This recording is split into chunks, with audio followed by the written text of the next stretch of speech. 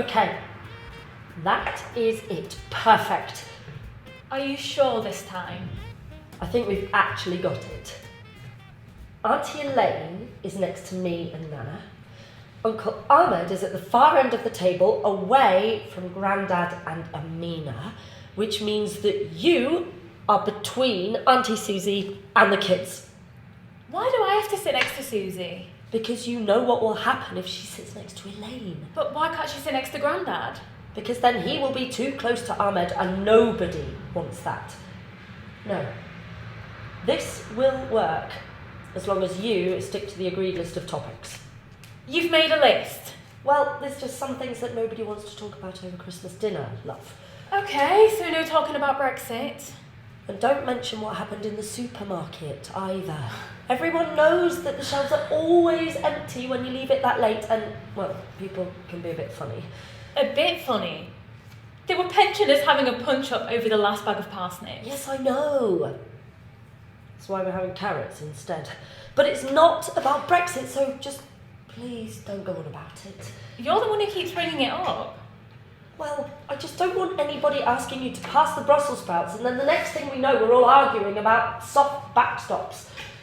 It's the Irish backstop, Mum, and it could lead to a trade war between Ireland and the UK. And that's exactly the kind of thing I don't want to be thinking about over my turkey dinner.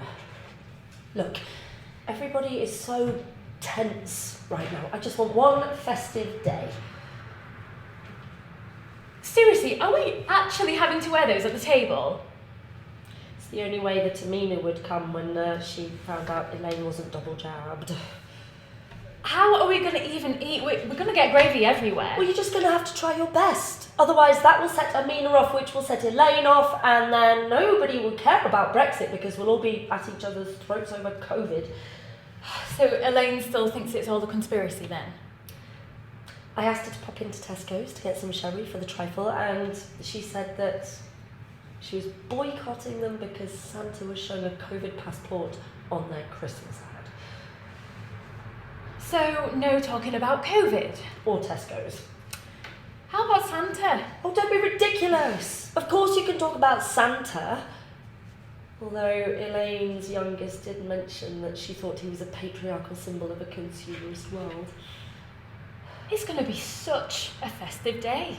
It will be if we just watch what we say. Fine, I'll just sit next to Amina and ask what she got the kids for Christmas. Well, money's been a bit tight and she mentioned that she couldn't find the toys they wanted anywhere, so... And we're all the way back to Brexit again. All I want is one festive day. Is that too much to ask? I used to love Christmas when the biggest thing we ever argued about was who'd let Nana loose on the port again.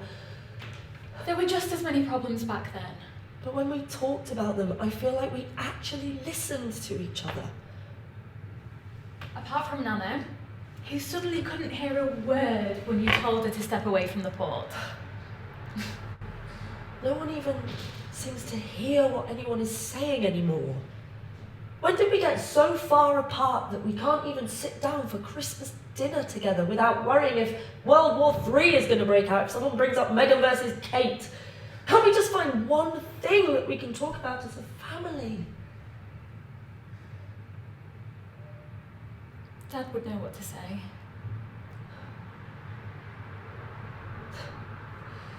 He'd have everyone laughing so hard at the Christmas crackers that we wouldn't even have time to argue. We could talk about him today. Remember all the Christmases we had? I'd like that. Me too, love. Well, at least that's one thing we'll always agree on.